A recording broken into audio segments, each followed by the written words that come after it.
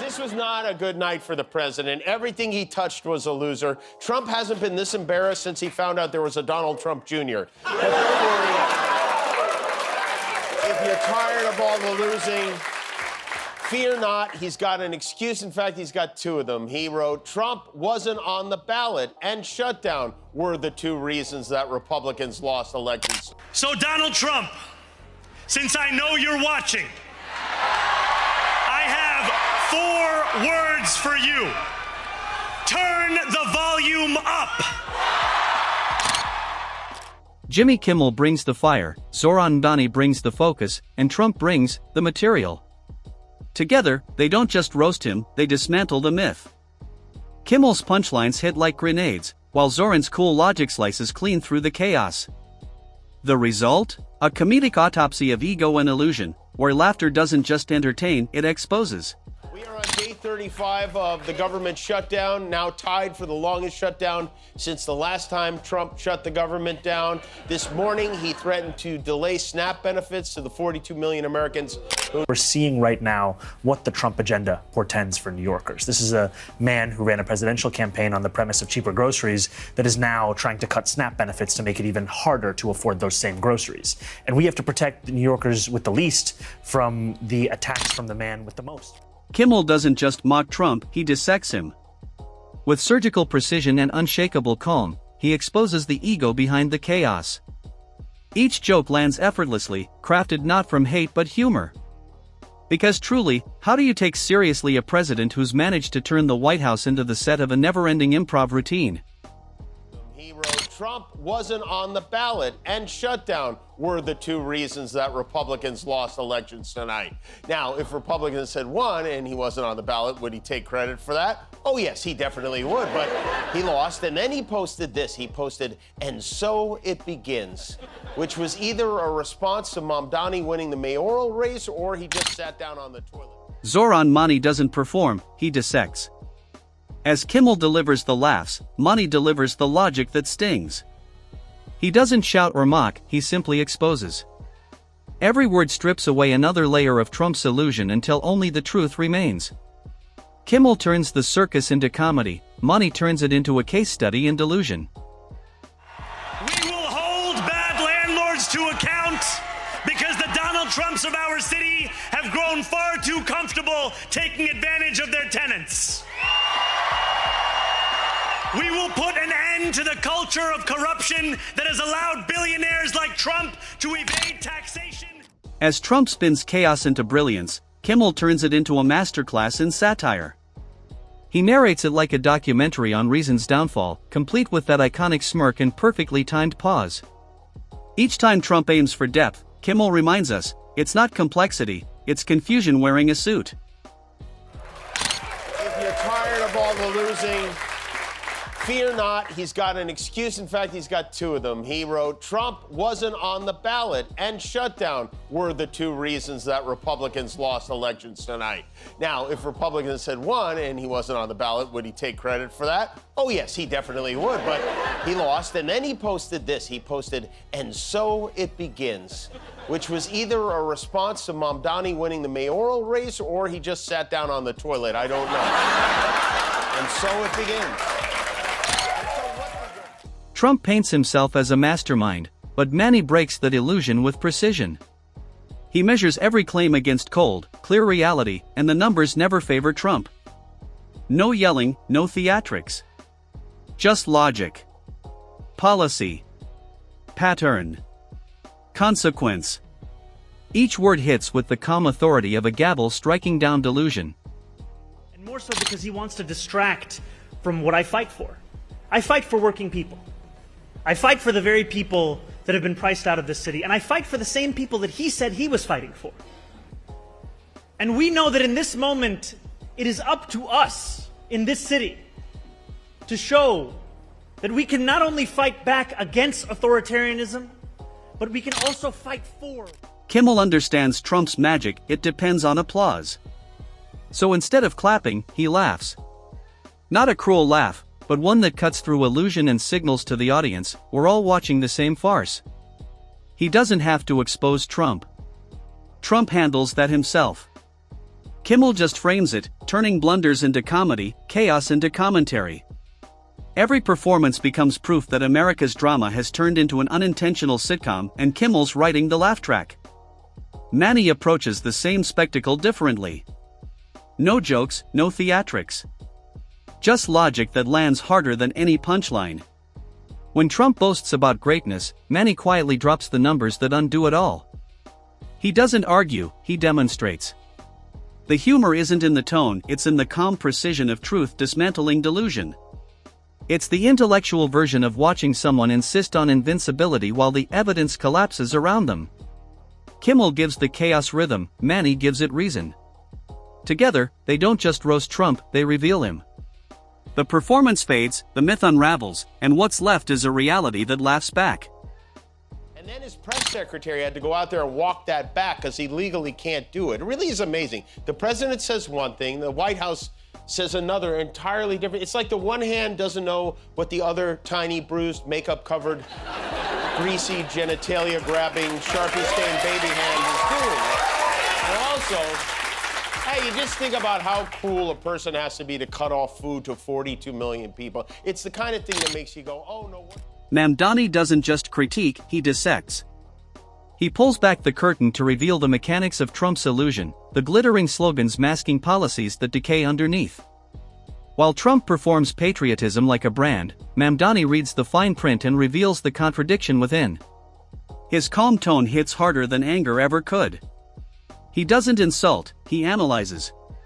His clarity makes Trump's chaos look small. By the end, what's marketed as victory feels like defeat wrapped in flags. Kimmel, on the other hand, plays conductor to the absurd. His strength is rhythm, knowing when to pause, when to smirk, when to let the audience catch the irony. He doesn't need rage, he has timing. And with every perfectly placed laugh, the illusion cracks further. Mamdani, unshaken and deliberate, becomes the opposite force, logic in the face of noise. Trump's power thrives on reaction, but Mamdani's silence starves it. Each word lands like a quiet verdict. He replaces spectacle with substance and exposes Trump's empire for what it is, confidence without competence. Together, Kimmel and Mamdani don't mock, they unmask. I'm looking forward to showing the power of an example here in New York City, an example of what it means to not just diagnose the despair in working people's lives as the cost of living crisis, but to deliver on it. And that's the contrast between myself and President Trump. He's someone who ran an entire presidential campaign on the promise of cheaper groceries and is now, as the president, making it harder for Americans to afford them. Kimmel lives for the spectacle of Trump's contradictions, one day a savior, the next a self-made crisis. Trump delivers the punchlines, Kimmel merely presents them. Each boast, each denial, becomes a sketch in his own political sitcom, The Emperor's New Press Conference.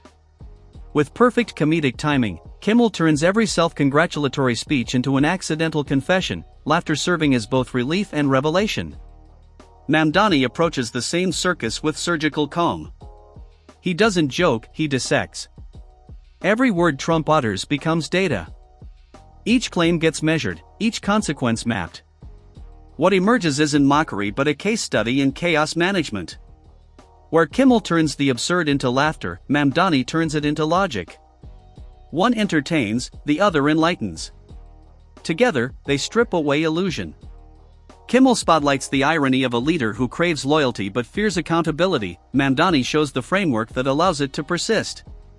It's the perfect partnership, one makes you laugh at the madness, the other makes you see it for what it truly is. It's not like Trump doesn't care about people. I mean, he has a lot of empathy. He's feeling especially bad right now for the family of the newly decrowned Jeffrey Epstein pal, the now former Prince Andrew. Prince Andrew in the UK has had his royal titles stripped away because of the Epstein scandal. I know you're close to the royal family there. Do you have any thoughts on I feel very badly. I mean, it's a terrible thing that's happened to the family. That's been a tragic situation. And it's too bad. I mean, I feel bad. Mamdani brings the counterweight to Kimmel's fire. Where Kimmel channels collective disbelief through humor, Mamdani restores order through logic. He takes Trump's noise, the contradictions, exaggerations, and self-congratulations and dissects it until it reveals its structure. Every wild statement becomes evidence, every performance a pattern. He doesn't mock Trump, he translates him. Mamdani exposes the formula: confusion is control, repetition is persuasion, and spectacle is substitute for substance. Kimmel, by contrast, turns it all into release. His monologue isn't just entertainment, it's national exhalation. Each punchline punctures the illusion. Each smirk carries the weight of a million exhausted sighs. The magic of his humor lies in restraint, he simply holds up the mirror. What Trump says is already funny, Kimmel just lets the absurdity echo long enough for the laughter to catch up. Mamdani's humor, however, is quieter. It's not built on ridicule but revelation. His calm dismantling exposes how power hides behind confusion. When he speaks, the noise fades, replaced by a clarity that feels almost revolutionary. He doesn't make people laugh at Trump, he makes them question how they ever believed him. His truth doesn't demand attention. It commands it simply by existing. I think that his threats are inevitable. I also know that it's time we actually call this for what it is. This has nothing to do with safety, it has to do with intimidation. If it was safety, President Trump would be threatening to deploy the National Guard to the top 10 states of crime, 8 out of which are all Republican-led, but because of that party, he won't actually be doing so. So you say you won't be intimidated. How do you stand up to it? I think there's a number of ways. The first thing is you actually utilize the courts. You stop treating things as being law just by virtue of the fact that President Trump is saying them. You can look at the example of California, where you find the Attorney General, the governor, and the mayor of LA coming together, filing a lawsuit in opposition. Kimmel delights in mapping the strange symmetry of Trump's universe. For every self-declared triumph, there's a headline screaming contradiction. Each boast contains its own undoing. With razor-sharp wit, Kimmel connects those moments into a seamless comedy of errors, a political timeline that plays like an unedited script where logic cameos occasionally but never stays long. Mamdani, meanwhile, grounds the spectacle in sobering truth. He knows that every viral clip, every outrageous statement, hides consequences beyond the screen. While Trump frames governance as performance, Mamdani reframes it as responsibility. His critique isn't fueled by outrage but by insight. He doesn't mock, he measures. Kimmel's genius lies in the way he transforms contradiction into comedy. Every Trump moment becomes a setup, every denial a punchline. He doesn't argue, he narrates. He lets Trump's own words collapse under their weight.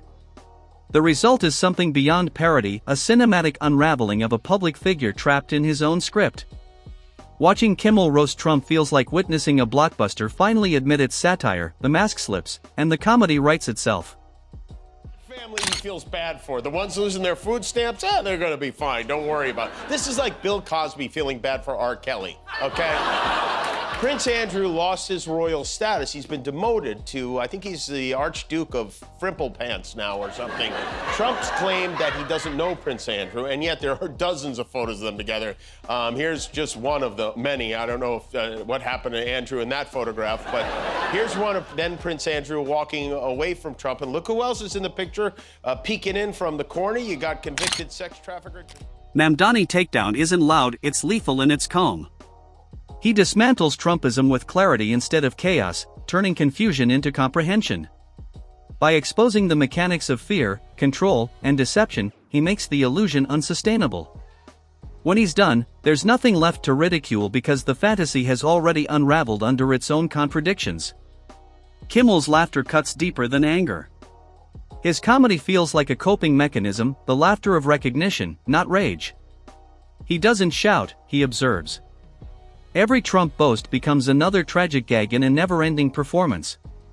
When Trump declares perfection, Kimmel doesn't argue. He just watches, half amused, half fatigued, like someone watching the same mistake happen again and again. Money doesn't offer emotion. He offers evidence. His method is dissection, not destruction. He replaces noise with nuance, leaving no room for misdirection. Together, Kimmel and Mamdani form a perfect balance, the satirist and the scholar. One turns the absurd into a story, the other turns the story into truth. By the end, Trump doesn't need to be defeated, he's exposed. And as the laughter fades, Mamdani's quiet logic remains proof that truth, when steady enough, doesn't need to shout to win. Donald Trump said that I should be arrested He said that I should be deported. He said that I should be denaturalized. And he said those things about me, someone who stands to be the first immigrant mayor of this city in generations, someone who would also be the first Muslim and the first South Asian mayor in this city's history. Less so because of who I am, because of where I come from, because of how... When it's over, Trump's still talking, still insisting he's undefeated, still demanding the spotlight. But the crowd has moved on. The laughter that once echoed through the room now sits heavy, replaced by a silence that speaks volumes. It's not a victory anymore. It's aftermath. Kimmel doesn't try to outshout him. He just lets the noise fade. His weapon isn't volume, it's timing. He waits until the applause dies, until the performance loses steam, and then he delivers the truth disguised as humor. Each punchline feels like a mirror held up to denial. The joke isn't on Trump anymore. It's on the idea that anyone still believes the act. Mamdani steps in where the laughter ends. He dismantles what remains with quiet precision, no chaos, no spectacle. He exposes the moving parts of the illusion, showing how slogans replaced strategy and theater replaced governance. His calm delivery hits harder than any insult. As the curtain falls, the grand stage looks small. The script feels recycled, the promise is hollow. What once felt like dominance now reeks of desperation. Kimmel and Mamdani didn't have to destroy the show, they simply stopped clapping. And when they did, the performance collapsed under the weight of its own fiction. The applause has ended. The illusion has expired. All that's left is the truth, standing quietly in the ruins of noise.